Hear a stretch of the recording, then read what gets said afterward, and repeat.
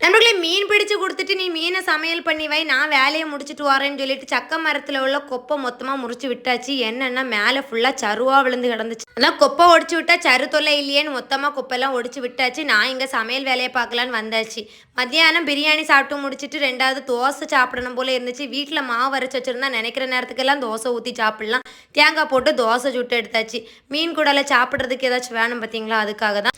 தோசை சுட்டு முடிச்சுட்டு கழுவின கைலி மீன், கெண்டை மீனை பொரிக்க போகிறேன். கைலி மீனை குழம்பு வைக்க போகிறேன். தலையே 5, 6 கிடக்கு.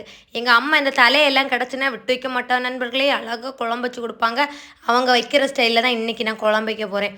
புளி கரைச்சி ஊற்றி மஞ்சள் பொடி, மிளகாய் பொடி, மல்லிப்பொடி, தேவைக்கு உப்பு. மாங்காய் இருந்ததுன்னா மாங்காய் சேர்த்துக்கோங்க, முருங்கைக்காய் இருந்ததுன்னா முருங்கைக்காய் சேர்த்துக்கோங்க. என்கிட்ட 2மே இருந்துச்சு, 2மே சேர்த்துக்கிட்டேன். சேர்த்து உப்பு சூறாக போட்டு கொதிக்க விட்டு நல்லா சட்டி பற்ற எடுத்திங்கன்னா டேஸ்ட்டு வேறு லெவலில் இருக்கும் நண்பர்களே. எங்கள் அம்மா இந்த குளத்து மீன், ஆற்று மீனெல்லாம் நல்லா சாப்பிடுவாங்க.